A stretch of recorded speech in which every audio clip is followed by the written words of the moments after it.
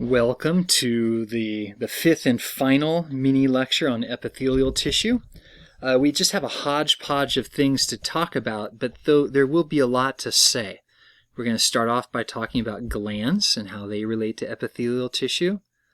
We'll talk about cell junctions and cilia and microvilli. Let's not waste any time. So, what a gland is, glandular cells or glandular tissues are masses or clumps of epithelial tissue or epithelial cells designed for producing and releasing substances, right? In other words, there's special groups of epithelial cells that are designed for secretion. For example, the secretion of sweat, the secretion of saliva or enzymes or hormones. And structurally, they fall into two different categories. Exocrine glands, which release their secretions through a duct or a tube, and endocrine glands, which release their secretions directly into blood or the interstitial space. And interstitial space is the space between cells. All right? So if you look at this image, this gives you a sense of how these two types of glands are structured. So what we see here in this beige color is a layer of epithelial cells covering some connective tissue in pink. And when a gland begins to develop, epithelial tissues divide downward away from a surface. And then what happens is if this is going to develop into an exocrine gland, what happens is this extension of cells continues to grow more and more, but then what happens is it kind of invaginates to create a duct, right, or a tube. So this little space right here is a simple duct, and these cells would release their secretions into that duct, and the secretions would travel through the duct here onto a surface or into a lumen, right? And though that's the basic story behind exocrine glands, most of them are not just simple straight tubes. They can be highly branched and coiled. Each of those patterns of branching and coiling has its own name. I don't think that's useful for us to get into. I just want you to know the idea behind what an exocrine gland is and how it's different from an endocrine gland. So imagine the same process. You have epithelial tissues growing down into an underlying tissue. Imagine it grew down and down and down and formed a big clump, right? And that takes you to this image. But then the epithelial tissue cells that are right here die off and degrade, and they are filled in with other tissue, leaving this mass of isolated epithelial cells that is no longer directly in contact with a lumen. And then something else odd happens. You get blood vessels penetrating through it. And these cells would be releasing their hormones directly into the bloodstream. And this is the idea behind an endocrine gland. The next set of topics is I want to introduce cell junctions. A junction is a connection, or a junction is a structure where two things meet and come together. Now, the textbook introduces these in the epithelial chapter, but these junctions are not necessarily unique to epithelial tissues. For example, we will look at several of them in the context of the muscle tissue of the heart in a couple months. But let's start off with them, right? Now, one type of cell junction is called a tight junction. I like to think of a tight junction as a gasket. I don't know if I spelled gasket correctly, but it's a gasket that seals off two spaces, right? So imagine I have a cell here, and a cell here, and a cell here, and a cell there, and so on, right? So cell A, B, C, and D. And you notice how I represented some spaces between those cells. That's kind of exaggerated. Well, if epithelial tissue is designed to make a lining or a barrier, right? If there are spaces between a cell, then this green molecule could slip through the spaces between the cells to get from one side of the epithelium to the other side of the epithelium.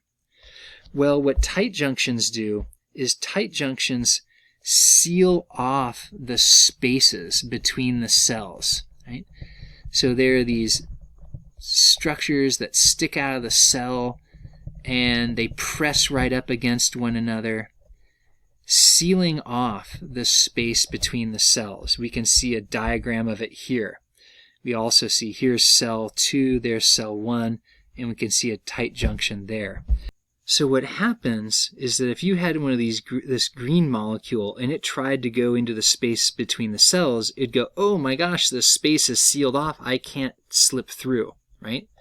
And now if that green molecule is going to get from this side of the epithelium to this side, it will have to pass through a cell. But remember, cells are selectively permeable, and so this better ensures that the epithelium can exert control over what substances pass through it. The next structure is called an adhering junction. Adhering junctions kind of basically, they kind of glue adjacent cells together, right? So I have 3 cells, and in an adhering junction, basically what happens is these structures sticking out of the plasma membrane come together and basically act like glue and glue the cells together, right? That's it, right? In a desmosome or a hemidesmosome, and I'm not going to really, the difference is that a desmosome joins 2 cells together from the side, and a hemidesmosome binds the basal surface of a cell down to the basement membrane, right? But functionally they kind of do the same thing. I like to think of them as rivets, right? And I'm not sure if any of you know what a rivet is, but a rivet is like a little rod of metal that you pass through 2 objects and you pound the head flat on either end, and so it binds things together really tightly and strongly. And so what's going on with a desmosome and hemidesmosomes is they form really strong connections because they interconnect the cytoskeleton of cells. Remember, the cytoskeleton, if you've done the organelle self-study module, is a system of proteins on the inside of the cell that helps the cell maintain its shape and can move the cell. And so in a desmosome, you have this structure on the surface of the cell, and it binds these 2 cells together, but it doesn't just bind them from the surface, because what's going on the inside is that desmosome is connected to cytoskeleton, which I'm indicating with these blue lines. And so because it's connected to the cytoskeleton, the cells really hold on to each other tightly. If you've ever had a sunburn and you've been able to peel off the layers of sunburned skin in sheets, the reason you can do that is those epithelial cells are held together by desmosomes. So even in death, they stick together in a sheet. And lastly, we're going to talk about gap junctions. Gap junctions are like tubes that allow something on the inside of one cell to pass through to the other cell. So you can go, this green molecule could pass directly through that tube into the cell to the right without having to cross a plasma membrane or go through a membrane transport protein. And you can see one right there. It's interconnecting the cytoplasm of cell 1 to cell 2. And this can be used to coordinate cellular activities like the contraction of the heart muscles or sometimes it is used to synchronize the beating of cilia in ciliated cells.